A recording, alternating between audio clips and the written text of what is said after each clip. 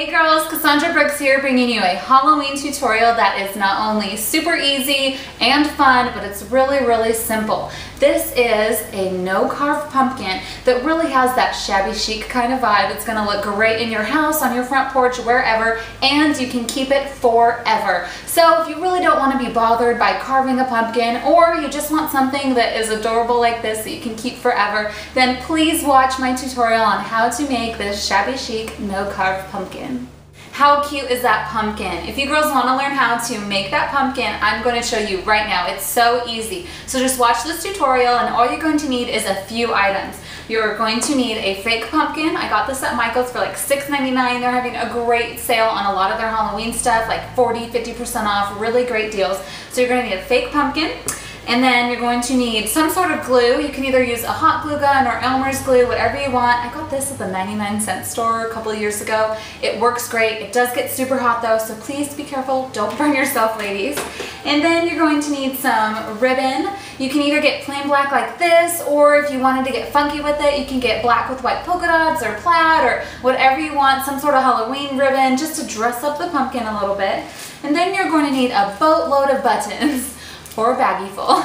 So this is just a baggie full of buttons. It's over 100 buttons that I got off of eBay for like $6. So you can go ahead and order them off eBay, or if you can find just all black buttons at your craft supply store, go ahead and buy them there. It might be cheaper. I was having a hard time finding just black buttons. Everything was like mixed and I only wanted the black, so I just ordered it off of eBay. It was a lot easier for me.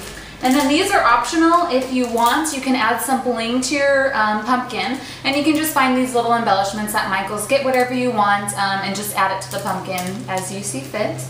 And then you are going to need a Sharpie or some sort of marker to write on your pumpkin. I guess a pen would work too.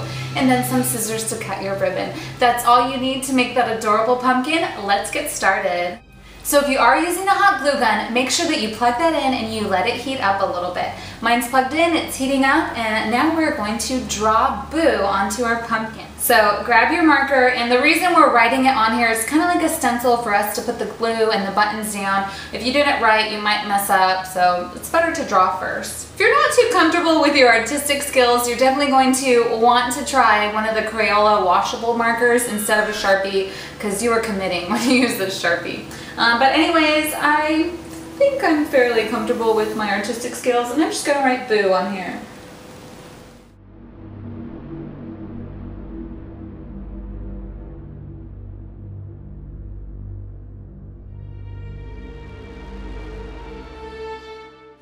So it doesn't matter if you mess up a little bit, because you are going to be covering over these letters with buttons. This is just kind of giving you a little line to trace. Now that you have Boo written on your pumpkin, we're going to go ahead and start gluing. So I'm opening up my bag of buttons here. I'm going to lace them out.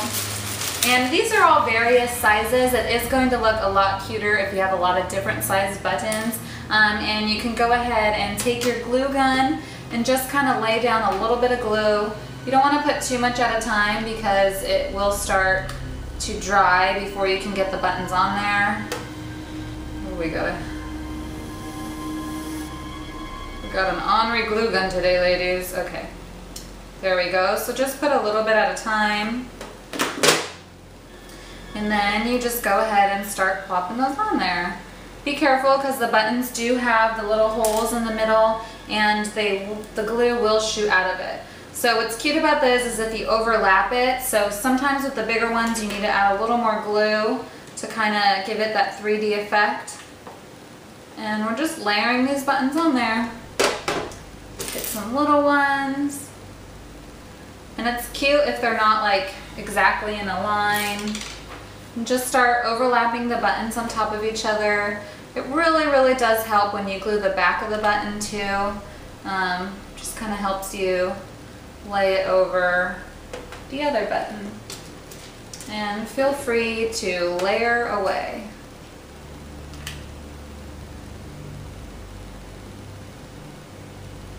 And you are just going to keep going like this, layering until you finish all of your letters. So you can watch me do that. And don't worry about the little flyaways of the glue. You can pull them off later, whenever it starts to dry, whatever's easiest for you. and you will start to get a rhythm with this. You want to make sure that you don't come too far into your letter. Remember that this is going to be 3D, so since this big button did come a lot farther into the bee than I had planned, I'm just going to stretch the bee out this way a little bit when I put on these buttons over here. So just kind of play with it. You want to make sure that it kind of holds up the shape that you want. So I'm going to glue this here so I know not to come in too far.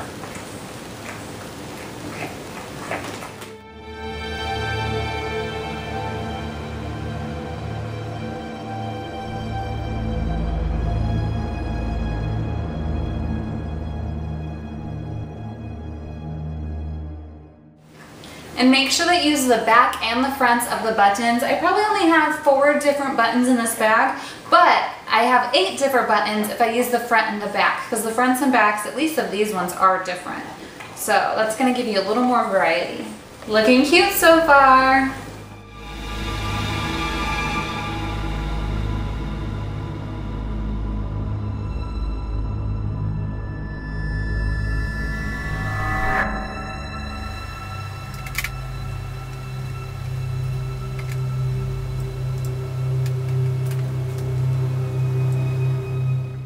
How cute is that bee? Now we just need to finish the 2 O's using the exact same method, and we are almost done. It's a little time consuming, but it's super easy, and when you're done with it, you are going to love it.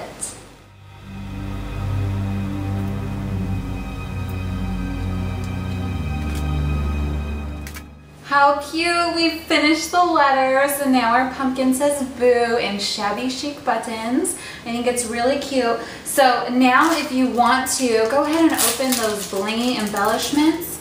And these ones actually have stickers on them. Oh, stickers coming off. But if you wanted to, you can just add them sporadically around on the buttons.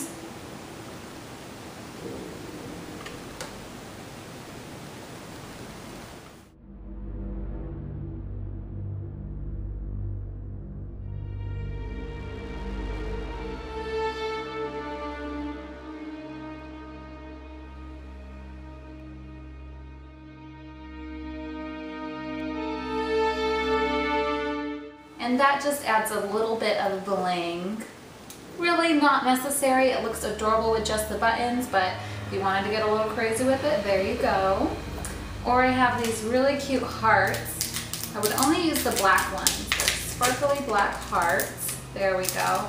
And you can add a couple of these if you want to as well. Anywhere you like.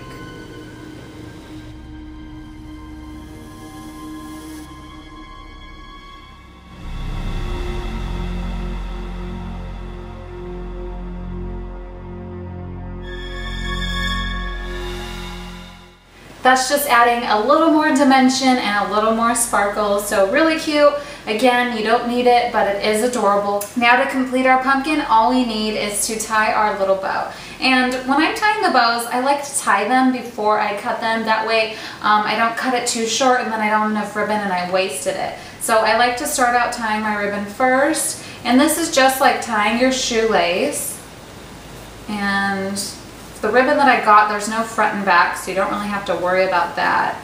And I just kind of play with it until I get the shape I want. And this one does have the wire in it a little bit so that you can shape the bow how you want it.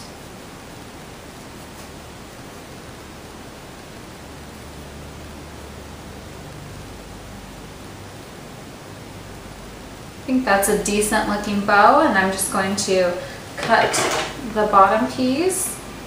And it looks really cute if you cut it at an angle.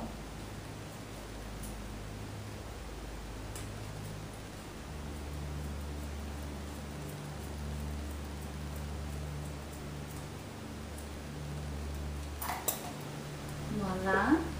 And then you just go ahead and glue that to your pumpkin. Now, if you think your strings are a little too long, you can go ahead and trim them. It's better to have them too long than too short. So once you get your bow how you like it, add a little glue to the back. Make sure you have it in the middle or wherever you want it, and just glue it onto the stem. and shape it how you want it.